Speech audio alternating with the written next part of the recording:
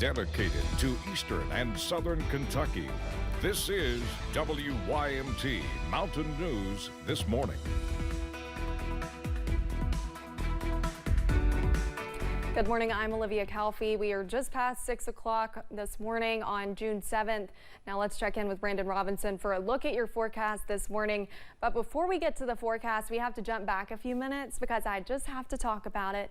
We're all crazy cat people here at WYMT. No, we're not. Not all of us. Don't you speak for me. A lot of us are. There you go. And I am included in that number. You just have to say that was the cutest cat you have ever seen. I'm not taking any sides because there are a lot of people here with cats, and I'm not getting into that mess. Come on, Brandon. I'll say Linus is the cutest dog that I've ever seen. Well, I will agree with you. If you'll say Cruz is the cutest. That's right. But there you go. All right. Like I said, I'm not getting into that fight there because we've got several cats here at the station, so I'm not picking sides on that one. All right. Let's talk about the rain. So it is good cat napping or dog napping weather out there today. Let's take you on a brief tour here real quick. Some of the heavier pockets starting up towards central Kentucky, coming through parts of northwestern parts of our area there. Irvin, Stanton, back toward Campton, down toward Beattyville and St. Helens over Lee County, and crossing the line into Owsley County there, just to the north of Boonville, coming back through Breathitt County. Just seen Emelina over there toward Knott County, Hindman, north of Hazard here this morning, seeing some pretty good rain down into parts of southern Floyd County, through most of Pike County, south of Pikeville there this morning, and then again over toward the Jenkins line there, over toward Letcher and Pike County there, scooting over into southwest Virginia. Lake Cumberland, not looking too bad out there this morning. A little bit of haze, though, that continues, even though the cold front is moving through and the rain chances are moving through.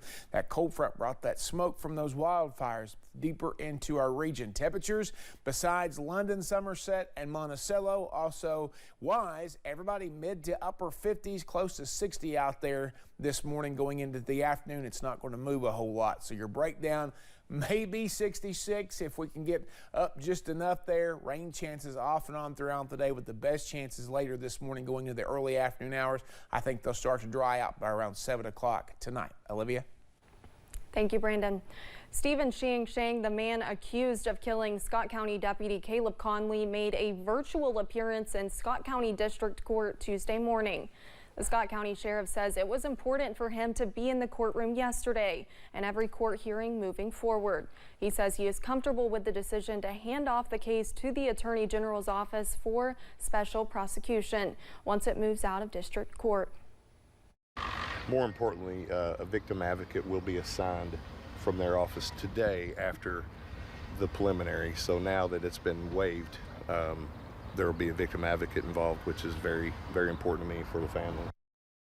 Meanwhile, in Franklin County District Court, Xiangsheng's girlfriend, Monica Hardin, stood before a judge for an extradition hearing on a warrant out of Claremont County, Ohio. Authorities say she and Xiangsheng stole a Chevy El Camino from a garage 3 days before the shooting.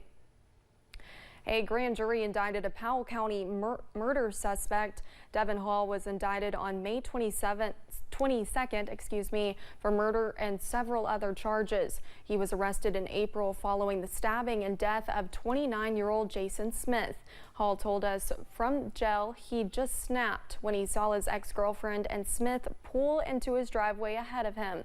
He will be back in court today. A Southern Kentucky man is facing charges in connection to a robbery.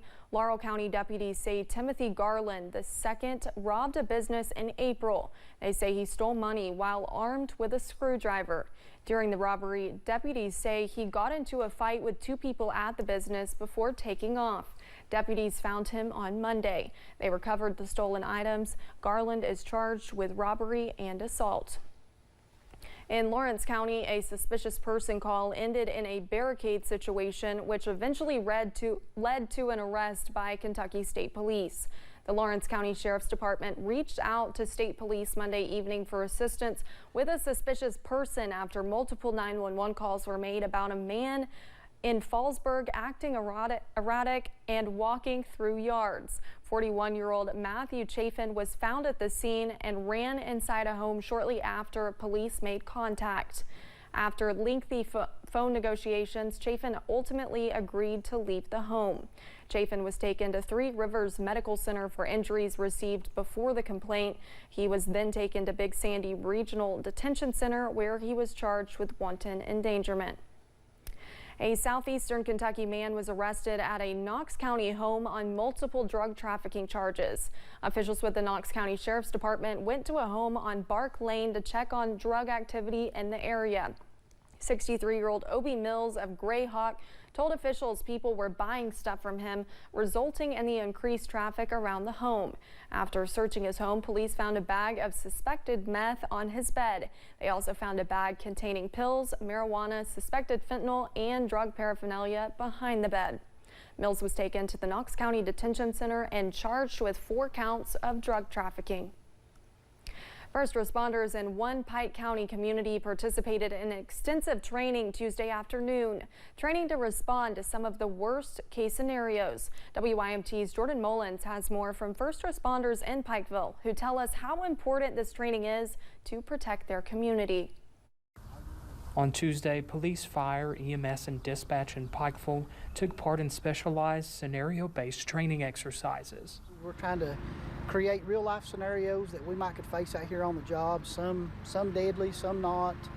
But we're trying to create these to try to better prepare ourselves for the real thing. Scenarios ranged from home entries, burglaries, and active fires in residential areas. We was lucky enough to have someone allow us to use a location that we can, simulate like a real-life scenario. 2 large-scale active shooter response drills at a local high school. We've got our rifles, we got our sidearms, we've got our FD here. So if we get this call, we're practicing perfect. We're practicing as if it happened or is going to happen. Working and training together. We've got a really great team with the FD, with PD, and with the dispatch center, and it's just a plus for the citizens of Pikeville to better serve their community. In Pikeville, Jordan Mullins, WYMT Mountain News. Chief Michael Riddle of the Pikeville Police Department says first responders could never have too much training, and training in and around the homes, schools, and businesses they patrol daily is a great opportunity.